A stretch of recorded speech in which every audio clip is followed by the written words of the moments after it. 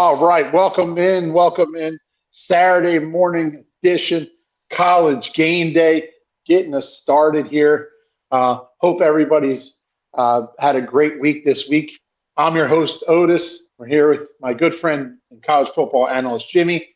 Before we get started, breaking down this week's games, let's talk about our sponsors and pay the bills. So we're first going to thank mybookie.ag. You can get all your booking needs, wagers, bets out there on mybookie.ag. It's a use the QR code in the upper corner here. Also, BetUS, one of our OG sponsors. Thank you to BetUS for all their support. The MLB shop and the NFL shop, both of those as well. You can get all of your fandom needs at MLB shop or NFL shop. Walmart, another sponsor for us.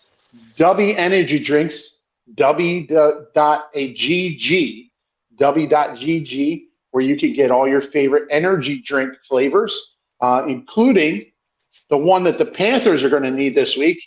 The Big Energy Tears flavor is what they're going to need this week. And then also Fourth Wall, which sponsors our Not Move podcast merch store. All right. So some news this morning, actually, from ESPN. James Franklin, former Penn State coach, recently fired, is in the early stages of talks with Virginia Tech to become their next head coach. This doesn't mean that he is the next head coach yet, fans, but he might be in early talks. Jimmy, what are you thinking about that for you and you and the Wahoos? I mean, it does suck because, you know, obviously I don't want Tech to succeed, but it's good for the conference, get a coach like that in the conference, uh, makes better competition. And, he can't ever win the big one, so hopefully that continues here. So, I mean, That's right. He was mm, 0-5 against top five teams. I think it was like 1-14 against top 10 teams. So, as you said, not a bad move for them. Moving on, obviously, to bigger and better things in the future for them and the conference as a whole. This team could get better if he can get the same kind of support he did at Penn State. mhm. I think that obviously it's an upgrade for Virginia Tech. I don't know if it puts them into national prominence or if it just means they're just going to try and win the ACC, week or year after year. I don't really know how that's going to play out. But as you said, he doesn't win the big games, so I don't like him in that scenario of getting national championships. I don't. If that's the goal here, I don't think it's going to happen for them. But who knows? All right, Yeah. so we got a lot of good conference games going on this week, essentially elimination games. So let's jump right in and give the people what they never knew they needed. So the first game we got, noon kickoff, number 24, USF, minus 10.5 at Navy, who's 7-2. The over in this game is 62.5, Jimmy. USF has an explosive offense, and they create a lot of turnovers. The midshipmen, all about the clock and that ground and pound run game that they seem to use week in and week out. Navy being at home is a huge X factor for me. They're used to playing in the game, which we'll talk about in about a month, the Army-Navy game. But I think that the Bulls get it done here by getting ahead early and taking the crowd out of the game. What are your thoughts? Yeah, I think I'm with you here. Another important factor is Blake Horvath might not be 100% from the midshipman there. So that's a big factor in that game. If he's not 100% healthy, he has a upper arm injury as well, like a upper, like somewhere in the chest, arm injury, whatever it is. So he's not 100% healthy. I don't like the Navy's chances, but if he goes out there and he plays uh, how he's been playing all season, the midshipmen have a chance. But the Bulls' offense has just been insane. Byron Brown just slings that ball downfield and it's just touchdown after touchdown after touchdown. They're one of the highest scoring offenses in the country, and I just can't go against the hot hand in the Bulls. Yeah, I totally agree with you, Jim.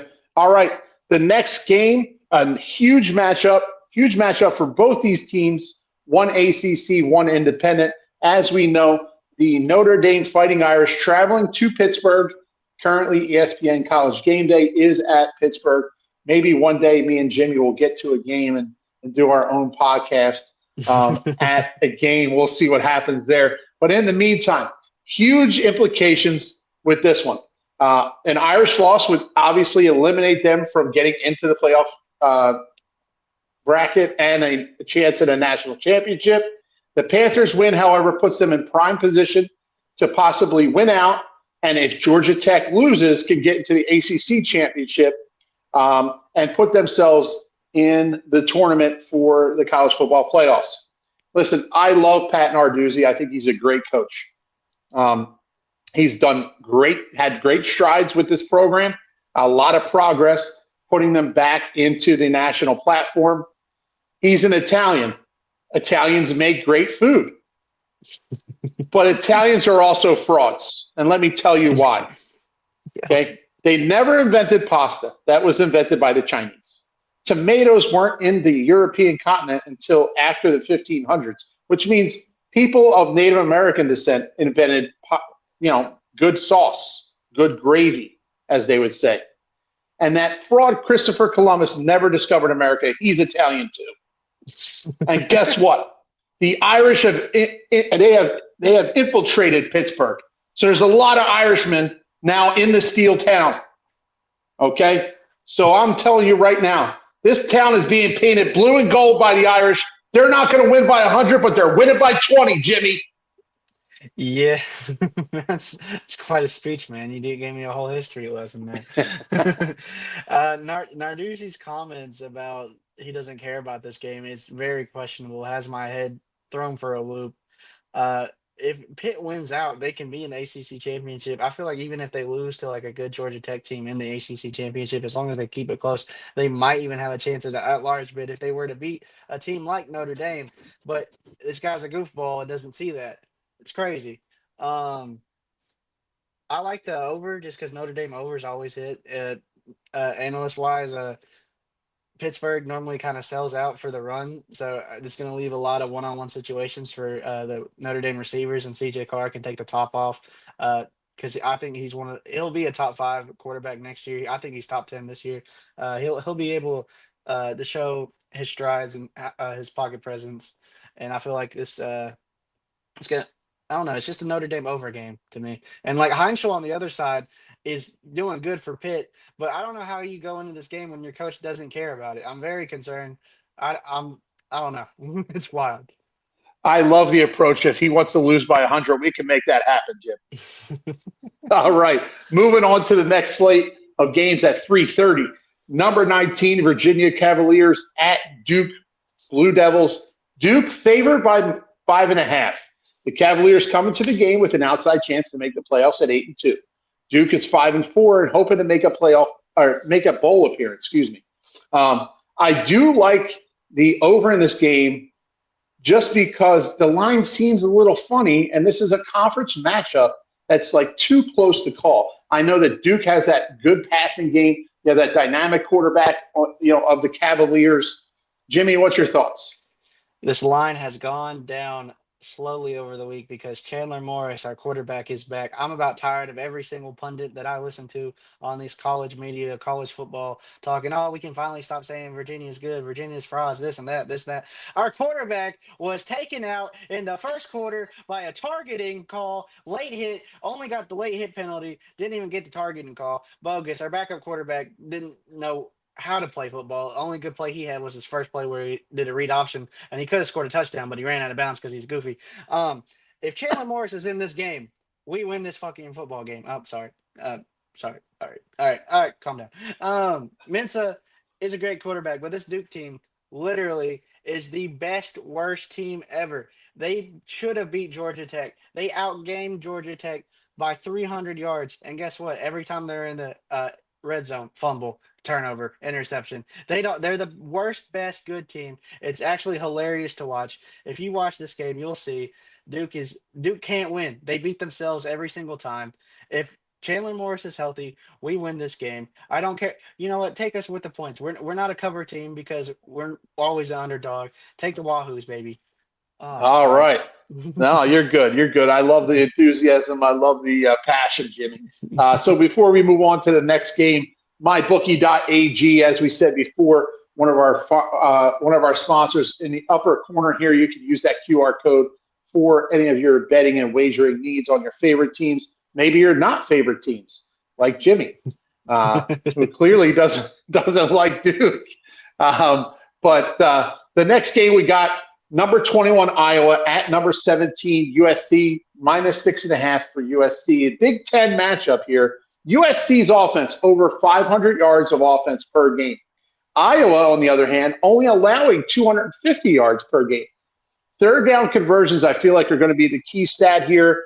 Can Maivia get going in that pass game, or is Iowa going to force a mistake, which he can have issues with as the game progresses? USC really needs this game in the worst way to remain on the fringe of the playoff picture.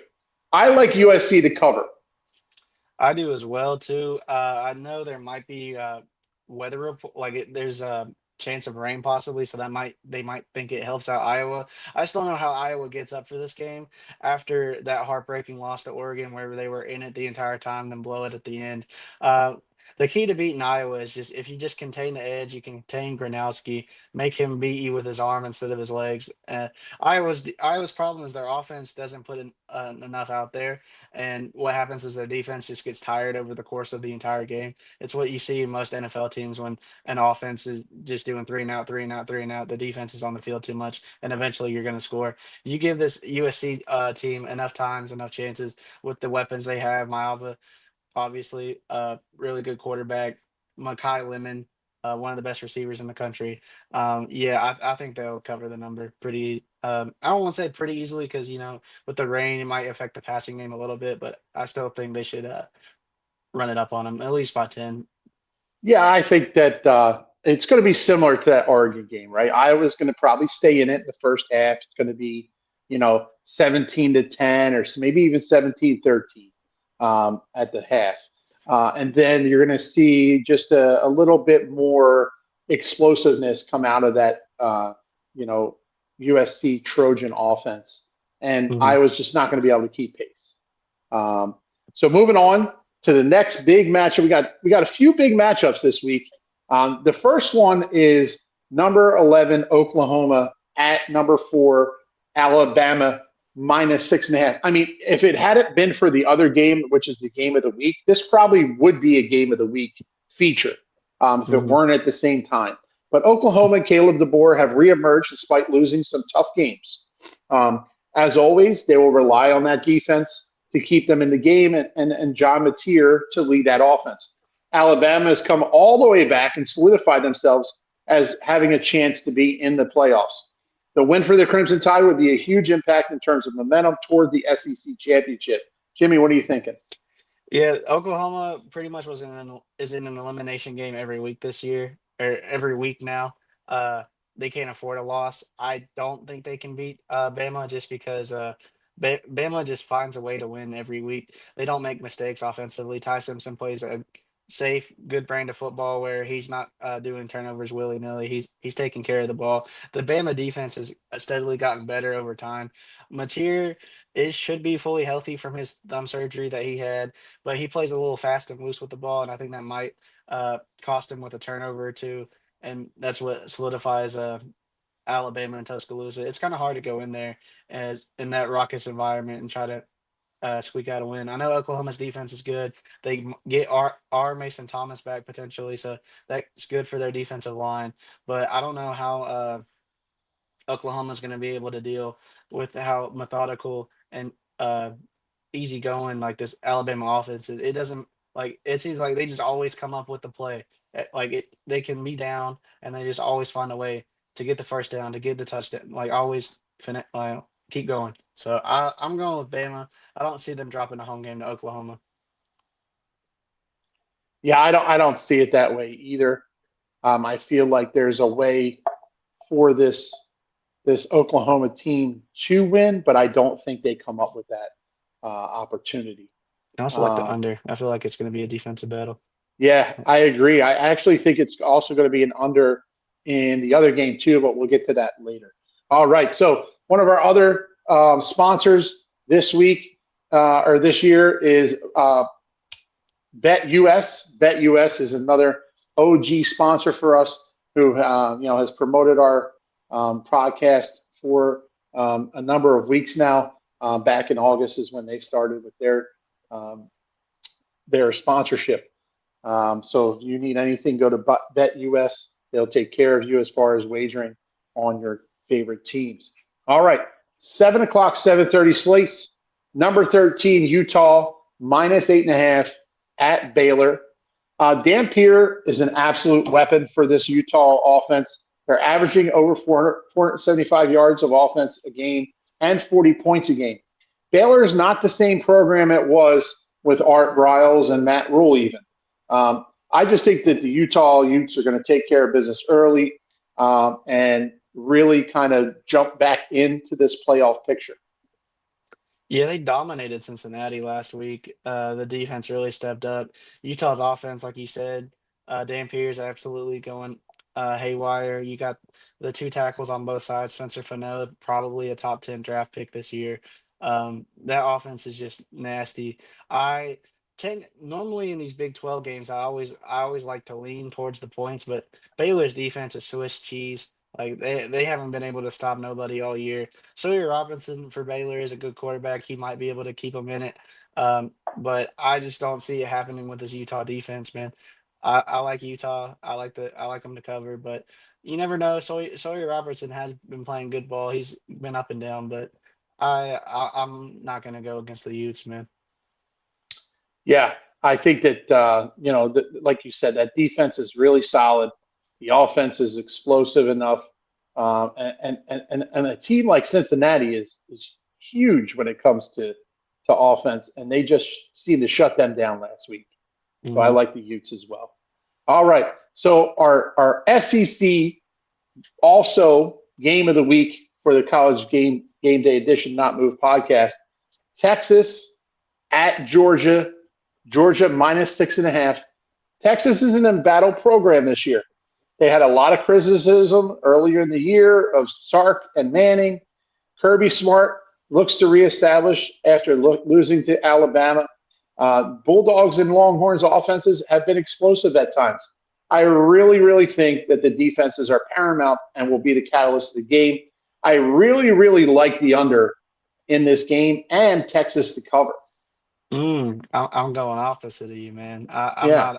I'm not on the Texas wagon. I could see it being somewhat close, but listen, every time Texas is on the road, here's what they got: an overtime win against Mississippi State, an overtime win against Kentucky, and a two-touchdown loss to Florida.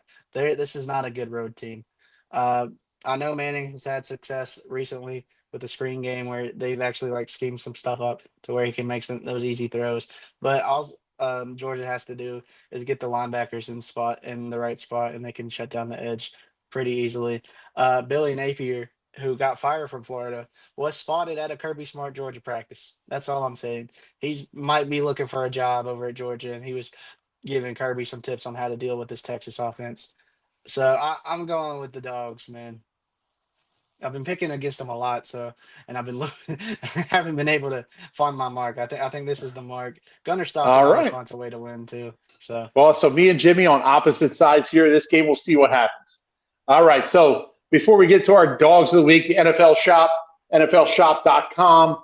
If you want to get any of your jerseys, T-shirts, any kind of fan gear you'd like for your tailgate party, maybe you're going to the game, maybe you're just hanging out with friends at the bar, get your gear there at NFLShop.com. So dogs of the week.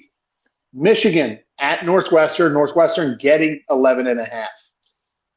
yeah, man. I feel like this is going to be a run heavy game. I feel like it's going to be close. I like the under as well. I think Northwestern's been like a scrappy team. Michigan, like they won't let Bryce Underwood throw the ball, which is very confusing. They do have a solid running back, so I mean, shout out to them. I I think this is a low scoring. I think Northwestern keeps it close, but I think Michigan wins. Yeah, I agree with you. I think that Northwestern team that that knocked off Penn State, and obviously we know Penn State was not as good as everyone thought in the beginning of the year, but still used to playing in those big games.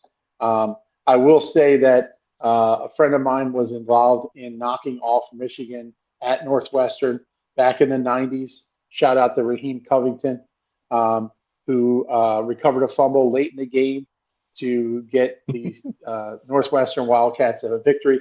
But that's neither here nor there. I do like the Wildcats here plus the 11.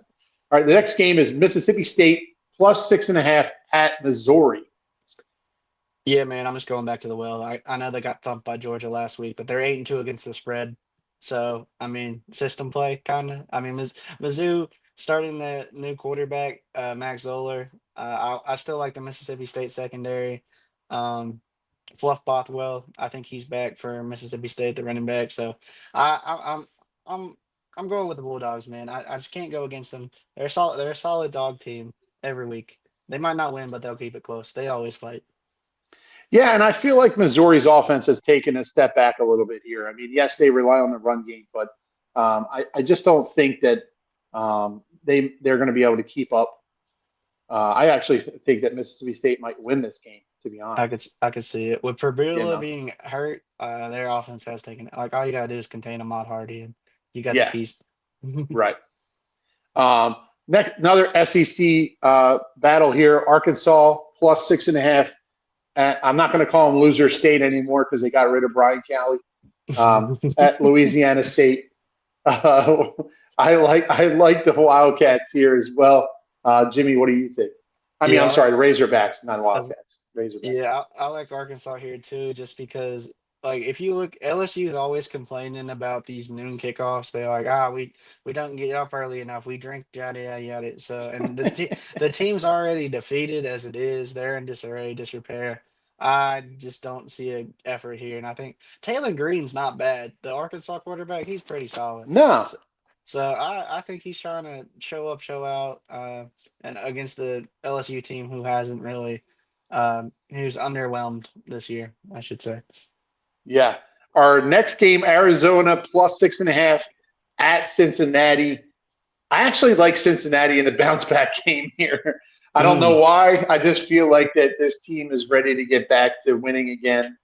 Jimmy, what are you thinking? See, this is the what I was talking about earlier is like it's a Big 12 matchup, and it's I normally take the Big 12 team with the points just because it's so even. But I mean, this is Arizona's defense is really good. I think they're like top five ish in the Big 12. So, and Sorsby didn't really have the greatest game against a Utah defense who is just as good as Arizona. So this is just me just taking the points. I could see Cincinnati winning. I don't see them blowing them out. I do love Sorsby though, but Fafita's not been playing bad. He's quietly had a good season. So I'm just taking Arizona to keep it close, but I wouldn't be surprised if Sorsby goes crazy in a bounce back. Yeah, just to solidify what you said earlier, they are number 3 in the Big 12 total defense. Oh, Pass see that? defense ranked second, run defense ranked sixth. Sometimes I Um, know what I'm talking about. yeah, sometimes I mean, we'll always put you on the screen and pretend like you do, even if you don't. All right. So next is the Horned Frogs TCU plus 4.5 at BYU. What are you thinking, Jimmy? I'm chasing this TCUW, man. That's what I'm thinking. It's gonna come sooner or later. This is a pundit pick. This is the popular dog pick for most of the college media. I like it too. BYU coming off a huge loss, a letdown spot after getting whomped by Texas Tech. I don't know if their hearts are in it anymore. I like Josh Hoover. You know how much I've always spoke about Josh Hoover on this. Yes. He's a dog. I like the Horned Frogs to go in there and upset them in Provo. Okay. So I'm an against the grain kind of guy. So I'm going to take BYU and the Cougars, and then That's I'm going fair. to tell you why. I just don't like the TCU matchup this week. I just Yeah. feel like the Cougars are going to be able to cover. BYU has been pretty down recently with some of their matchups. Texas Tech really took it to them last week in a blowout win. I just feel like they're going to really bounce back. So I like the Cougars. So we got a couple of games here. We're opposite sides. That's okay. All right. Before we move on to the spreads of the week, let's talk about MLB Shop. MLBshop.com, where you can get all of your baseball needs. It is the off season for baseball, so you can get your discounted rates probably with some of this baseball apparel at MLBshop.com. You could still get the World Series champion back-to-back Dodgers gear at MLBshop.com. Just saying, they are back-to-back champions. The team that's going to cause the lockout. I forgot to tell you, Jimmy. Did you know that Shohei Ohtani won an MVP again? Yeah. Okay, I just wanted to make sure everybody knew that. Otis, I want you to know that your team is going to cause a lockout here soon. Listen to me. If we win 7 more championships, I don't care about any lockouts. I hope they lock them in. Right? They force them to play the Dodgers. But anyway, our spreads of the week. Florida at number 7, Ole Miss. Ole Miss minus 14.5, excuse me. Yeah, it came down. I like it even more. Florida, like I said last week, laundry list of injuries. This offense that Ole Miss has, Trinidad Chambliss, electric. I think it goes over. I think they easily whomp them. I don't like anything that's going on in Florida right now. They don't know what they're doing. I think Ole Miss takes off. Yeah, I like Ole Miss too. I think the Rebels' offense is just too elite. And like you said, with the program in shambles, a lot of people faking injuries. I'm not saying everybody. There's a lot of people that don't want to be on the field now, with the way the season is going. So I like Ole Miss as well. Big Ten matchup, Wisconsin at number 2, Indiana. Indiana giving 29.5. Yeah, listen, Wisconsin isn't very good. That's just how it is.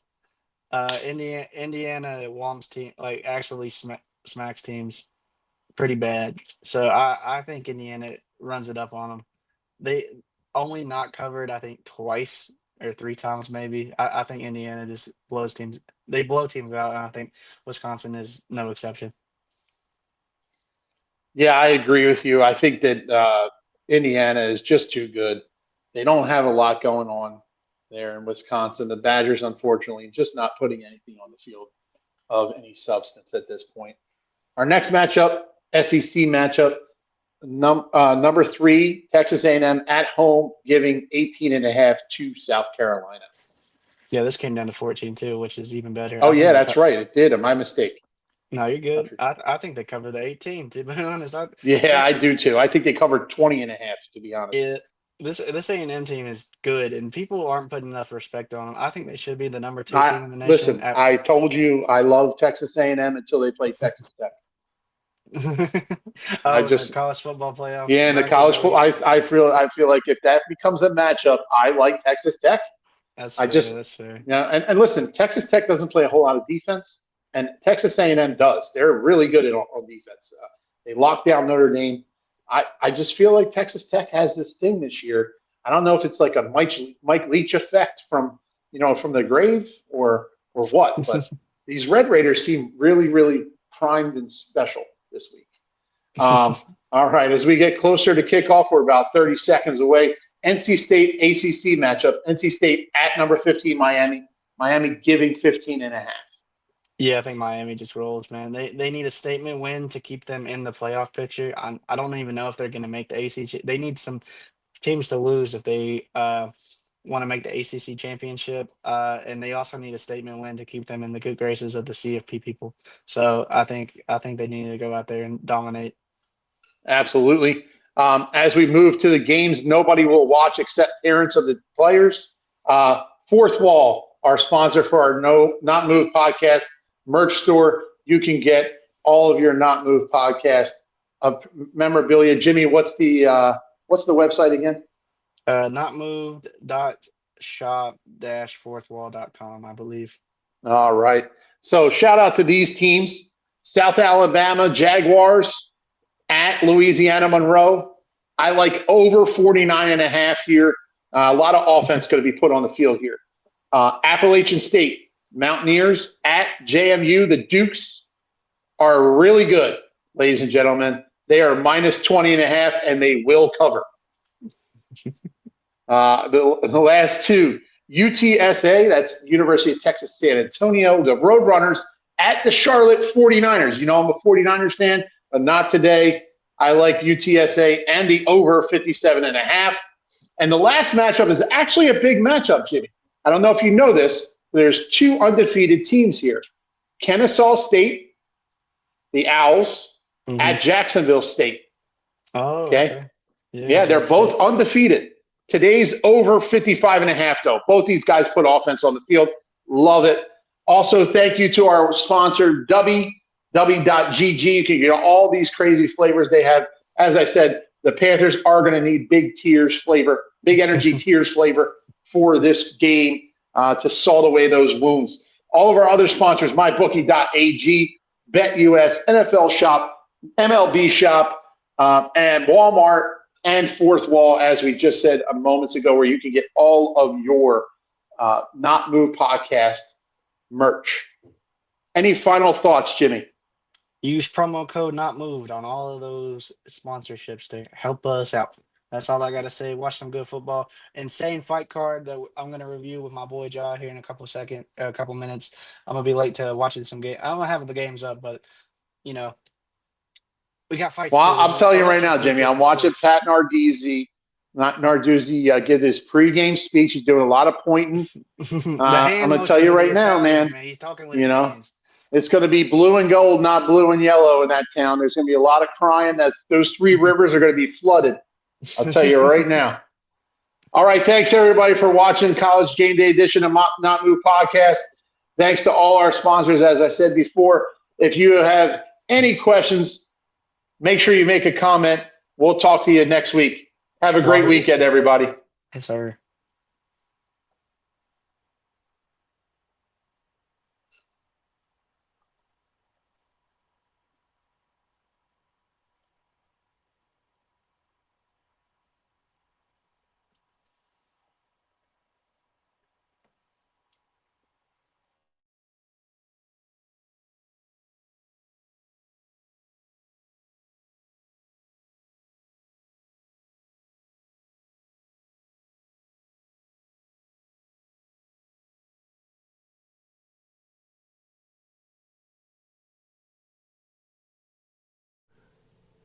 This non-casual podcast may not be reproduced, retransmitted, or reused without the authorized written consent of the Not Move Podcast Network. Thank you, and we hope you enjoyed today's broadcast.